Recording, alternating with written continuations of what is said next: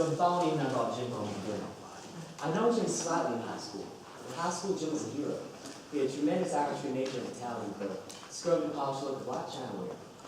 He moved in the continual spotlight. He was star of the basketball team, captain of the debating club, president of the senior class and the glee club, and sang the male lead of the lot annual offers.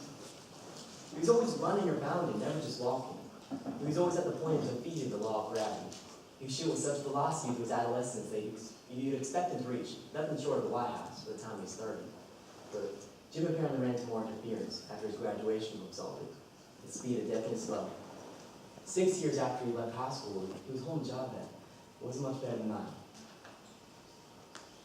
He was the only boy at the warehouse with whom I was on friendly terms with. I was valuable to him as someone who could remember his former glory, someone who watched him win basketball games and the silver cup in debate. He knew my secret practice of retiring to a cabinet in the washroom to work on poems when business was slack in the warehouse. He called me Shakespeare, and while the other boys in the warehouse regarded me with suspicious hostility, Jim took a humorous attitude toward me. Eventually, his attitude affected the others, and their hostility wore off. They even began to smile at me, as someone smiles at an oddly fashioned dog who trots across their path at some distance. I'd known Jim and Laura had known each other in high school, and I heard Laura speak admiringly of his voice, but I didn't know if Jim remembered Laura. If he did, it wasn't as my sister, but when I asked him at dinner, he said, "You know, Shakespeare, I never thought of you as having folks." He was about to discover that I did.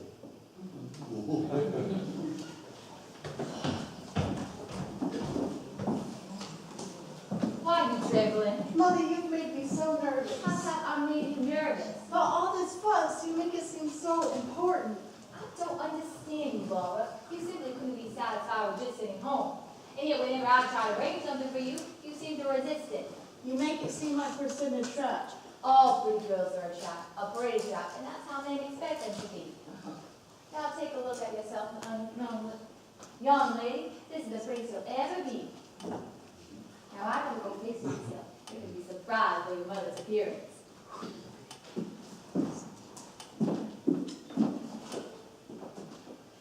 I'm gonna show you something. I'm gonna show you a spectacular appearance. What is it, Mother? Possess your soul and patience. You will see something I've resurrected from that old trunk.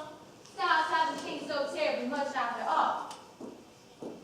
Now just take a look at your mother. This is the dress in which I lived a cotillion, on the cakewalk twice at Sunset Hill. Wore one spring to the governor's ball in Jackson. See how I sashayed around the ballroom, Laura? I wore on Sundays for my genuine collars. I had on the day I met your father. I had malarial fever all that spring. The change in climate from East Tennessee to the Delta weakened resistance. I had a little fever all the time, not enough to be serious, just enough to make me feel restless and giddy. Invitations poured in, parties all over the Delta. Stay in bed, said Mother, you have a fever. But I just wouldn't. I kept going and going. Evening dances, afternoons, long, long rides. Picnics, lovely, so lovely in the country of A. All lacy with dogwood, liquid filled with jonquils.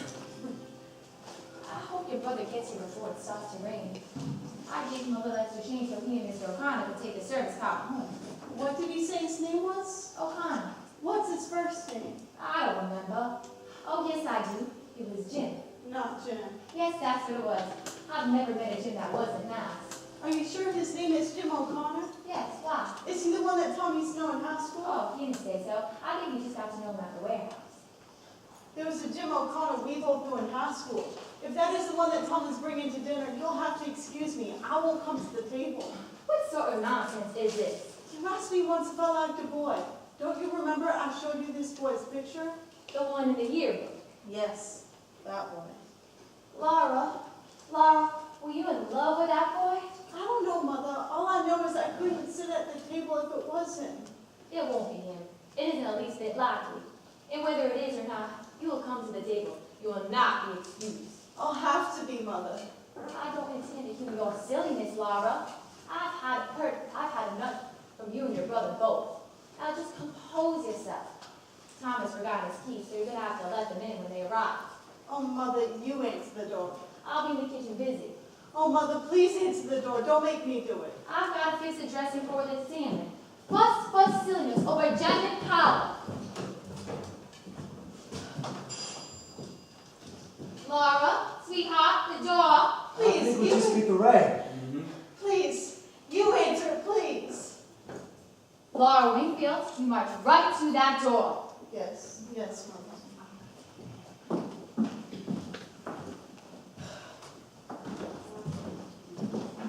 Jim, this is Laura. Laura's my this is Jim. I didn't know Shakespeare had a sister. How do you do? Okay. Excuse me. What was the matter? Laura, she's terribly shy. Shy, huh? It's unusual to meet a shy girl nowadays. I don't believe you ever mentioned you had a sister. Now you know.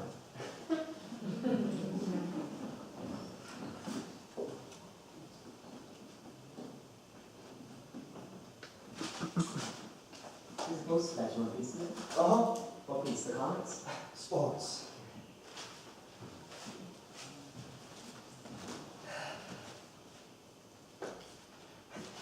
Old Dizzy Dean is on his bad behavior. Yeah? You know, Shakespeare, I'm going to sell you a bill of goods. What goods? Of course I'm taking. Huh?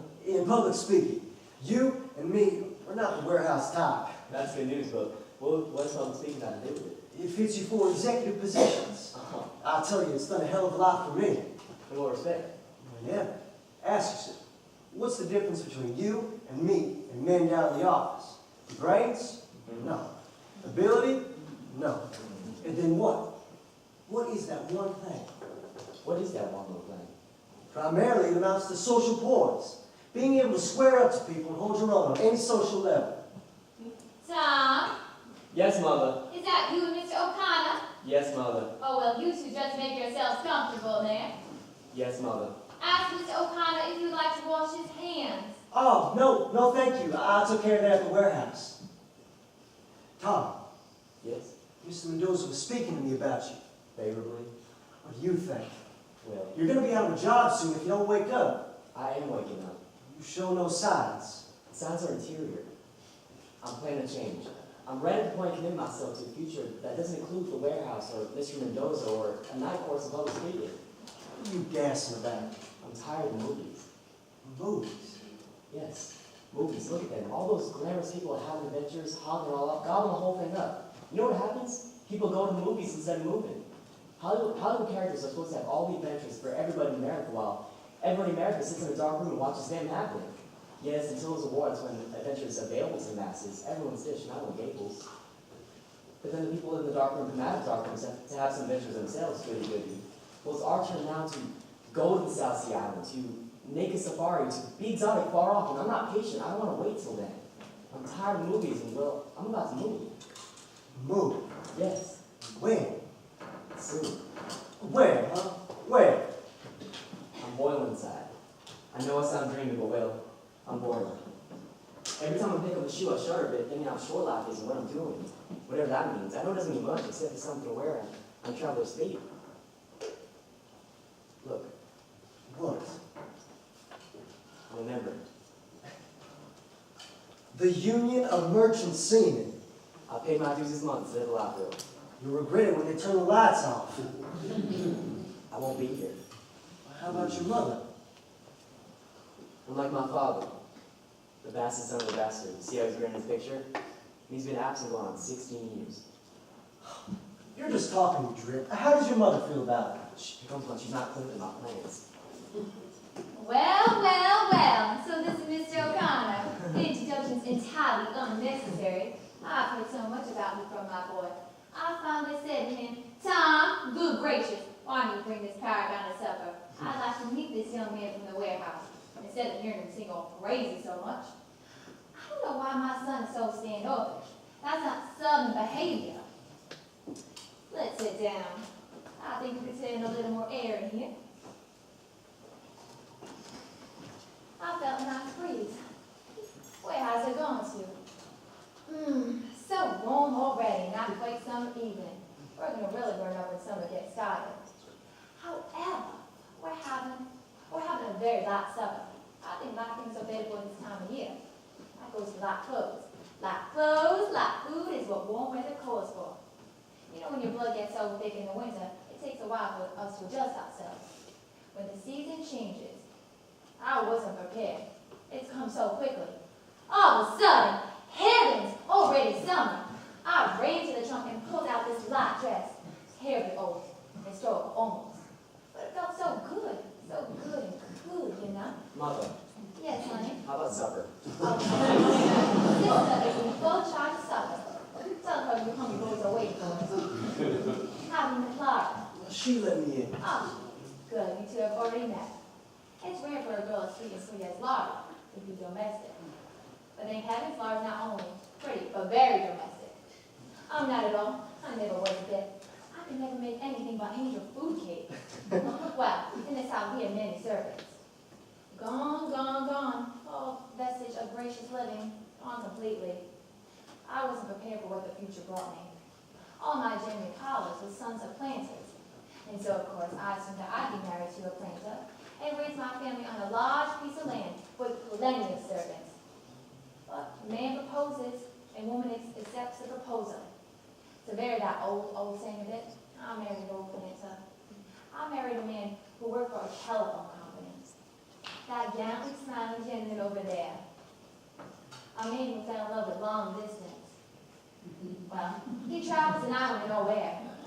Oh, what am I going on with my tribulations? Tell me yours. I hope you... Tom! Yes, Mother. Oh, lovely. But where's sister? She said she's not feeling well and she'd rather not come to the table. Laura! Oh, Laura! Yes, Mother? We can't be seated until you come to the table. You must come to the table, honey. Oh, Mr. Connor, you can sit there. Sweetie, you're keeping us waiting. We can't say grace until you come to the table.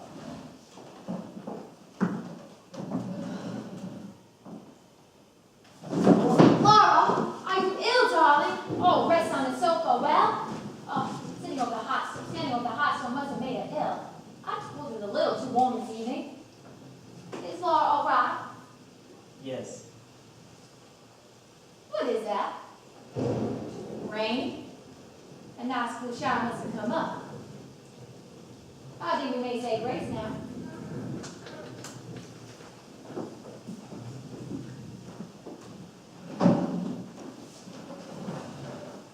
Son, you say grace. For these and all thy mercies, God's holy name be praised.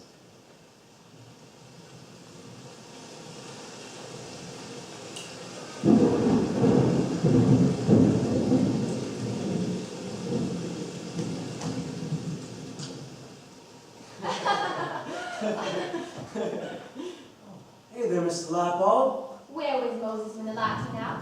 Do you know the answer to that one, Mr. O'Connor? No, ma'am. What's the answer? In the dark.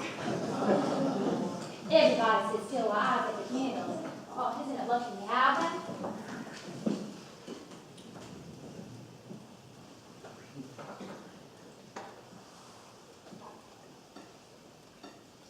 I guess the fuse burnt out. Mr. O'Connor, can you tell a burnt out fuse? I know I can. In time, we told a loss when it comes to mechanics. Oh, be careful. Don't bump into something. We don't want our gentleman Carlos to break his neck. Now, wouldn't that be a fine how-to-do? Where's the fuse box? Right here next to the stove. Can't you see anything? Just a minute. Oh, isn't electricity a mysterious thing? Wasn't it Benjamin Franklin who tied the key to a kite? Oh, we live in such a mysterious world, don't we? Some people say that science clears up the mysteries for us, but I think it just creates more. Have you found him yet? No, ma'am. All these fuses look okay to me. Tom, Yes, Mother. that lock bill I gave you several days ago, the one we got the notices about, Yes, you didn't neglect to pay for it, did you? well, Didn't I might have known it. Shakespeare probably wrote a poem on that light bill, Mrs. Wingfield. I might have known better than trust him with it. There's such a high price for negligence in this world. Oh, maybe the poem will win a $10 prize. Looks like we're going to have to spend the remainder of the evening in the 19th century before Mr. Edison made the miles lamp. Candlelight is my favorite kind of light. Oh, well, that shows you're romantic. But that's no excuse for time. Very well, we got free dinner. Very considerate of them to let us get through dinner before they plunged us into everlasting darkness, wasn't it, Mr. O'Connor? Tom, as a penalty for your carelessness, you can help me with the dishes. Well, let me give you a hand. Oh, indeed you will not. I ought to be good for some. Oh, good for something. Why, you, Mr. O'Connor? Nobody's given me this much entertainment in years as you have. Now, Mrs. Wingfield. Very considerate of you. But sister's all about her lonesome. You should go to her in the parlor. And how about coaxing a little wine for her? I think it would be good for her. Can you hold it at once? Sure, I'm Superman. Now, Thomas, get into this apron.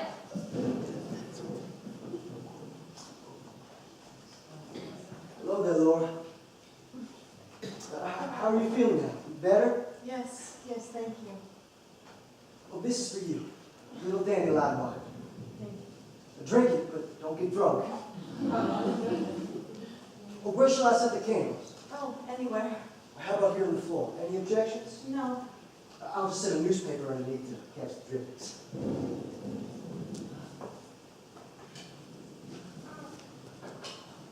I like to sit on the floor. You mind if I do? Oh, no. Well, give me a pillow. What? A pillow. Oh.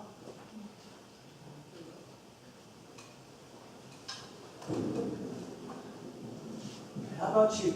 Don't you like to sit on the floor? Oh, yes. Why don't you then? Oh, well. Take a pillow.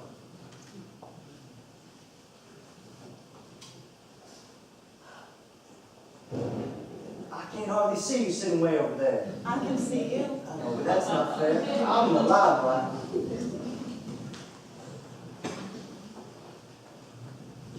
Good. Now I can see you. Comfortable? Yes. Me too. Comfortable as a cow. Will you have some gum? No, thank you. I think that I will indulge with your permission.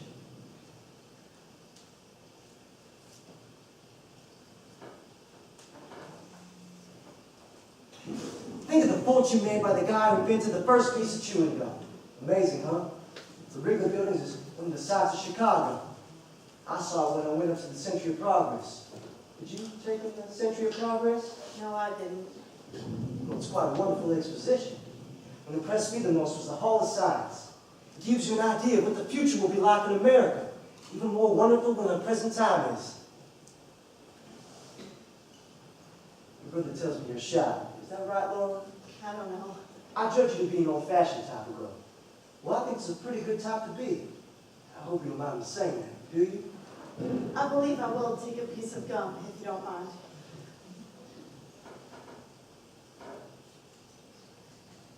Mr. O'Connor, have you kept up with your singing?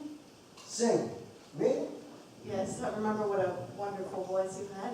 When did you hear me sing? You say you've heard me sing? Oh, yes, very often. I don't suppose you remember me? You know, I had this idea that I've seen you before. I had that idea as soon as you opened the door. It seemed like I was about to remember your name, but the name I was going to call you wasn't exactly a name, and so I stopped myself before I said it. Wasn't it Blue Roses? My gosh, yes! Blue Roses! That's what I had in my tongue when you opened the door. Isn't it funny what tricks the memory plays? I can connect you with high school somehow or other, but that's where it was. It was high school. I didn't know you were Shakespeare's sister. Gosh, I'm sorry. I didn't expect you to. You barely knew me. We did have to speak with acquaintance, huh? Yes, we spoke to each other. When did you recognize me? Oh, right away. As soon as I came in the door. When I heard your name, I thought it was probably you. I knew that Tom used to know you a little in high school, so when you came to the door, well, then I was sure. Why didn't you say something? I didn't know what to say. I was too surprised. For goodness sake. You know, this sure is funny. Yes, isn't it? Didn't we have a class in something together? Yes, we did. What class is that? It was singing chorus. Ah. I sat across the odd from you Mondays, Wednesdays, and Fridays in the odd. Now I remember. You used to always come in late. Yes. It was hard for me getting upstairs. I had that brace on my leg. It crumped so loud. Never heard any clumping. To me, it sounded like thunder. Well. I never even noticed. And everybody was seated before I came in. I had to walk in front of all those people. My seat was in the back row. I had to go clumping all the way up the aisle with everyone watching. You shouldn't have been so self-conscious. I know, but I was. It was always such a relief when the singing started. Now I remember. I used to call you Blue Roses. How was it that I got started calling you that? I was out for a little while with pleurosis. When I came back, you asked me what was the matter. I said I had pleurosis. You thought I said blue roses. That's what you called me after that. Well, I hope you didn't mind. Oh no, I liked it. You see, I wasn't acquainted with very many people. As I remember, you sort of stuck to yourself. I never had much look at making friends. I don't see why you wouldn't. Well, I started out badly. You mean being? Yes, it sort of stood between. You shouldn't have let him. I know, but I did, You were and shy with people. I tried not to be, but never could. Overcoming? No, I never could. I guess being shy is something you have to work out. Kind of gradually. Yes, I guess It it. takes time. Yes. People are not so dreadful when you get to know them. That's what you have to remember. And everybody has problems. Not just you, but everybody has some problem. You think of yourself as being the only one having problems. As being the only one who's disappointed. But just look around you, and you'll see. Lots of people as disappointed as you are. Me, for instance. I hoped back in high school that I would be further along at this time. 6 years later than I am now. Do you remember that wonderful write-up I had in the Torch? Yes. It said that I was bound to succeed in anything I went into.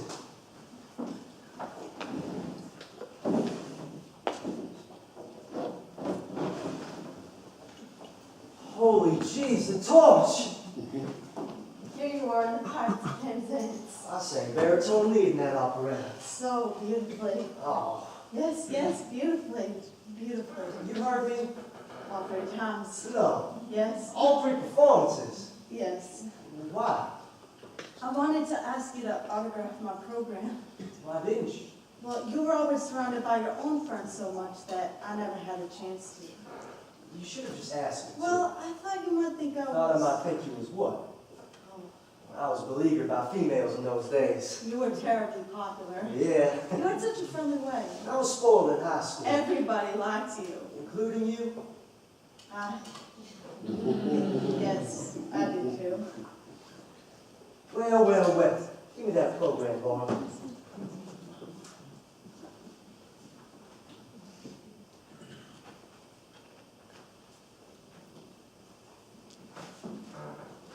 There you are. Better late than never. Oh my, what a surprise. And now, my signature isn't worth very much right now, but someday maybe it will increase in value. Being discouraged is something, and being disappointed is something else. I may be disappointed, but I'm not discouraged. I'm 23 years old. How old are you? I'll be 24 in June. That's not old age. No, You but finished high school? I didn't go back. I mean, you dropped out of high school. I made bad grades in my final examinations. How is Emily Masenbach getting along? Oh, that crown head. Why'd you call her that? That's what she was. You mean you're not still going with her? I never see her. It says in the personal section that you're engaged. I know, but I was not impressed by that propaganda. It wasn't the truth? Only in Emily's optimistic opinion. Oh, What have you done since high school? Laura, what have you done since high school? nothing much. You must have been doing something these 6 long years. Yes, Well then, such as what? I took a business course at business college. So how did that work out? Well, not too well. I had to drop out. It gave me indigestion. What have you done since then? I don't do anything. Much. Oh, please don't think I sit around doing nothing. My glass collection takes up a great deal of time. Glass is something I have to take good care of. What did you say about glass? Collection, I said. I have one. You know what I judge to be the trouble with you? Inferiority complex. You know what that is? That's what they call when someone low rates himself. I understand it because I had it too. Although my case was not so aggravated as yours seems to be. I had it until I took up public speaking, developed my voice again, and learned that I had an aptitude for science. Until that time, I never thought of myself as being outstanding in any way whatsoever. Now, I've never made a regular study of it, but I'm a friend who says I can analyze people better than doctors and make a profession of it. I don't claim that to be necessarily true, but I can sure guess a person's psychology, Laura. Excuse me, Laura. I always take it out when it loses its flavor. I'll just wrap it up in this scrap of paper. I know how it is to get stuck on a shoe. Yep, that's what I judge to be your principal trouble. A lack of confidence in yourself as a person. You don't have the proper amount of faith in yourself. I'm basing that fact on a number of your remarks and on certain observations I've made. For instance, that Clement you thought was so awful in high school. You say you even dreaded to walk into class. See what you did? You dropped out of school. You gave up an education because of a club. Hardly noticeable even. A little physical defect is all you have. Magnified thousands of times by the imagination. You know what my strong advice to you is? Try to think of yourself as superior in some way. In what way would I think? I'm man alive, Lord. Just look about you a little. What do you see? A world full of common people. All of them born, all of them gonna die. Not one of them have 1/10 of your good points. Mine, or anyone else's as far as that goes. Everybody's been in some one thing, some event. All you got to do is discover what. Take me, for instance. My interests happen to lie in electrodynamics. I'm taking a night school course in radio engineering. On top of a fairly responsible job, though. I'm taking that course in studying public speaking. Oh. Because I believe in the future of television. I wish to be right there and grow right along with it. Therefore, getting in on the ground floor, making all the right connections, all that remains is for the industry itself to get underway. Full steam, knowledge, zip, money, zip, power. That's the side democracy is built on, Lord. I guess you think I think a lot of myself. No, Now, how about you? Isn't there some one thing you take more interest in than anything else? Well, I do, as I said, have my glass collection. I'm not right sure I know what you're talking about. What kind of glass is it? Little articles of it. The ornaments mostly. Most of them are little animals. The tiniest little animals in the world. Mother calls them a glass menagerie. Here's one if you'd like to see it. This one's one of the oldest. It's nearly 13. Oh, be careful. If you breathe, it breaks. I better not take it. I'm pretty clumsy with things. Go on, I trust you. There now, you're holding him gently. Hold him against the light. He loves the light. See how the light shines through him? It sure does shine. I shouldn't be partial, but he is my favorite one. What kind of a thing is this one supposed to be? Haven't you noticed a single horn on his forehead? Unicorn, huh? Mm-hmm. Unicorns. Aren't they extinct in the modern world? I don't know. Poor little fella. I must feel so lonesome. Well, if he doesn't complain about it. He sees on the shelf with some horses that don't have horns, and all of them seem to get along nicely together. How do you know? I haven't heard any arguments among them. No arguments, huh? That's a pretty good sign. What should I say? Put them on the table. They all like a change of scenery once in a while.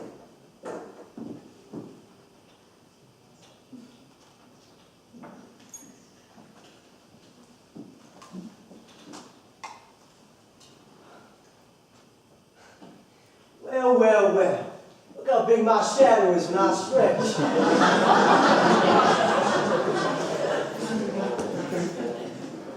It's not raining.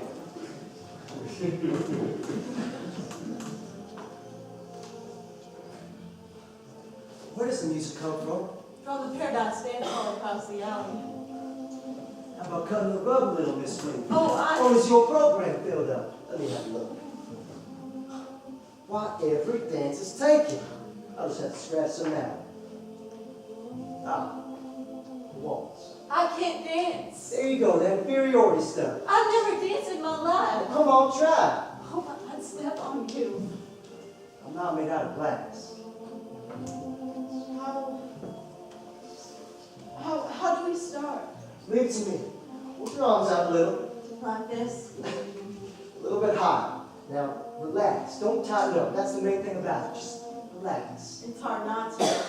Okay. I'm afraid you can't budge me. You bet I can't. Oh, goodness. Yes, you can. Let yourself go, Laura. Let yourself go.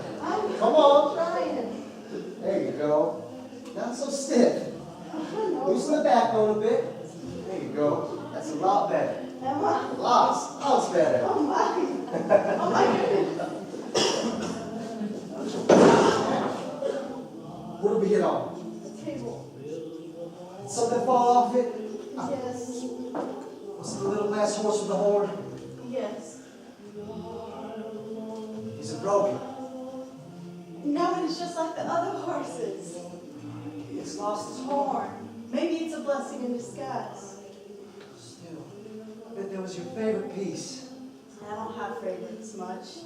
It's no tragedy, Freckles. Glass breaks very easily. No matter how careful you are with them, the traffic jars the shells and things fall off. Still, I'm awfully sorry that I was the cause. I'll just imagine he had an operation. The horn was removed to make him feel at springish. Now he will feel more at home with the other horses. The ones that don't have horns. It's very funny. I'm glad to see that you have a sense of humor. You're well. Very different. Surprisingly different from anyone else I know. I hope you don't mind me saying that. I mean it in a nice way. You make me feel sort of, I don't know how to put it. I'm usually pretty good at explaining things, but this is something that I don't know how to say. Has anyone ever told you that you were pretty? Well, you are, in a very different way. And all the nicer because of the difference, too. I wish that you were my sister. I teach you to have some confidence in yourself as a person.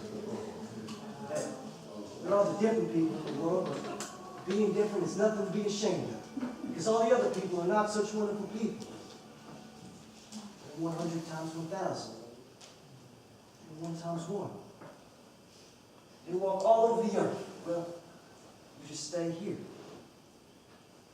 They're common as weeds, but they're blue roses. But blue is wrong for roses. It's right for you. You're pretty. In what respect am I pretty? In every, believe me. Your eyes, your hair are pretty. Your hands are pretty. You think I'm making this up because I was invited to dinner and I have to be nice. Oh, I could do that. I could put on an act for you, Lord, say lots of things without being very sincere. I am. I'm speaking to you sincerely. I happen to notice that you have this inferiority complex that keeps you from feeling comfortable with people. Somebody ought to make you proud, instead of shy, and blushing, and turning away. Somebody ought to kiss you, Lord.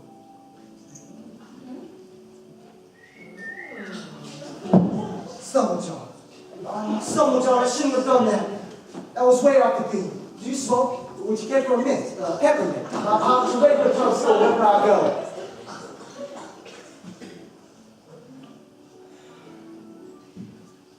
Laura, if I had a sister like you, I'd do the same thing as Tom. I'd bring out fellas and introduce her to him. Of the right type. Of a type to appreciate her. Only, well, you made a mistake about me. Maybe I've got no call to be saying this. That might not have been the idea in having me over. But what if it was? There's nothing wrong with that. Only, well, in my case, I'm not in a position to do the right thing. I can't take down your number and say I'll phone. I can't call you up next week and ask you out. I thought I had better explain myself before you misunderstood me or I hurt your feelings. You won't call again? No, Laura, I can't. As I was just explaining. I've got strings. I'm going to stay. I go out all the time with a girl named Betty. She's a homegirl, like you, and Catholic, and Irish. And in a great many ways, we get along fine. I met her on a moonlight boat trip up the river to Alton. Majestic. The start was love. Being in love has made a new man of me. The power of love is really pretty tremendous. Love is something that changes the whole world. It so happened that Betty's aunt took sick. She got a wire and had to take the train up to Centralia. And Tom invited me over to dinner. So naturally, I just accepted. Not knowing that you, that he, that I was stumbled, John. I wish that you would say something. You were there for me. Want me to have them? What for? Souvenir. Well, isn't it delightful after shower? I made you children a little liquid refreshment. Jim, do you know that song about lemonade? Lemonade, lemonade, made in the shade, stirred with the spade, good enough for any old maid. Oh, ma'am, I've never heard of it. Why, Laura, you look so serious. We were having a serious conversation. Oh, good, now you're better acquainted. Yes. You modern young people are much more serious-minded than my generation. I was so gay as a girl. You haven't changed, Mrs. Wingfield. Well, tonight I rejuvenated the gaiety of the occasion, Mr. O'Connor. Oh, I'm baptizing myself. Here, let me. Oh, there now. I discovered we had some maraschino cherries. I dumped them in the juice and all. You shouldn't have gone to that trouble, Miss Wingfield. Trouble? Trouble? Why, it was loads of fun. Didn't you hear me cutting up in the kitchen? I bet your ears were burning. I told Tom how outdone with him I was for keeping you to himself for so long a time. He should have brought you over much, much sooner. Well, now that you found your way, I want you to be a frequent caller.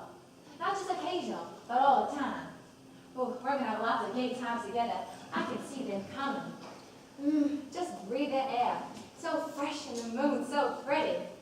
Well, I'll skip back out. I know where my place is when young folks are having a serious conversation. Don't go out, Mrs. Wingfield.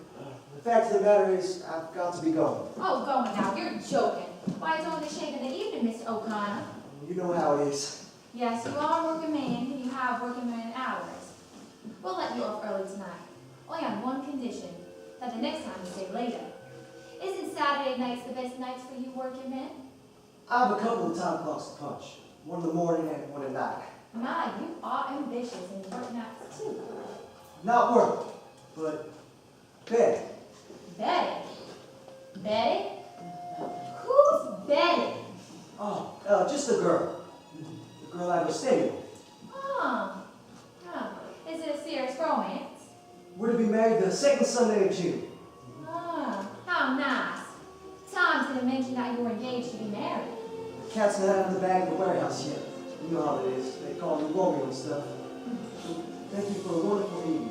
I guess this is what they mean by Southern hospitality. Oh, it was nothing at all. I hope it don't seem like I'm rushing off, but I was Betty. I picked her up at the Wabash Depot.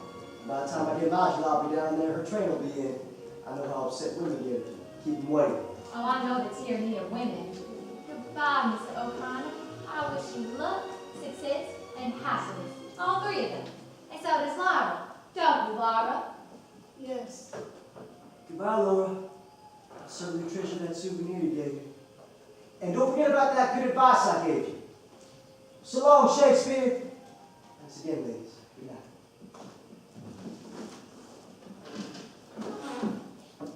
Things have a way of turning out very badly. Well, it looks like our gentleman caller was engaged to be married. Tom! Yes, Mother.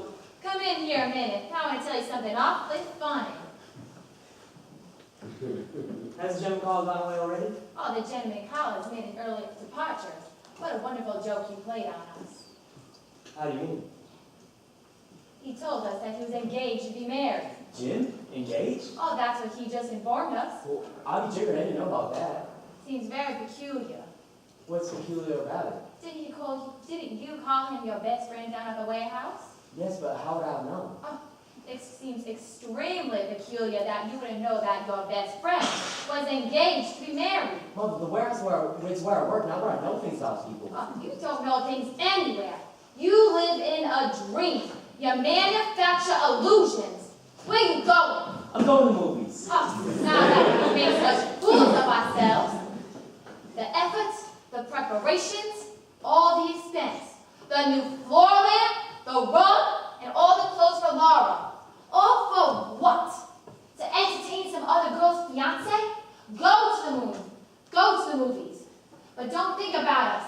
A mother who's deserted, an unmarried sister who's crippled and has no job. Don't let anything interfere with your selfish pleasure. Just go to All right, I the movies. will. And the more you yell about my selfishness, the quicker I'll go. And I won't go to the movies. Go then. Go to the moon, you selfish dreamer. I didn't go to the moon. I went much further. Time is the longest distance between two places. Not long after that, I was fired from my job. I wrote a poem on the lid of the shoebox. I left St. Louis. I descended these fire escape steps for the last time. From then on, following in my father's footsteps. Attempted to find motion, but was lost in space. I traveled around a great deal of these cities. They swept about me like dead leaves. Leaves that were brightly colored, yet torn away from the branches. I would have stopped, but I was pursued by something. It always came upon me unawares, taking me altogether by surprise. Perhaps it was a familiar bit of music. Perhaps it was a tiny piece of transparent glass. Perhaps I'm walking along a street at night in some strange city before I found companions. I passed a lighted shop with a window where perfume is sold. The window is covered with delicate colors. Big, tiny, transparent bottles, like bits of a shattered rainbow. And all at once, my sister touched my shoulder. I look into her eyes. Laura. I try to leave behind me, but I'm more faithful than I intended to be. I reach for a cigarette, I cross the street, I go to bars or movie, anything. I'll blow your candles out. For nowadays, the world is lit by lightning. Blow out your candles, Laura. So goodbye.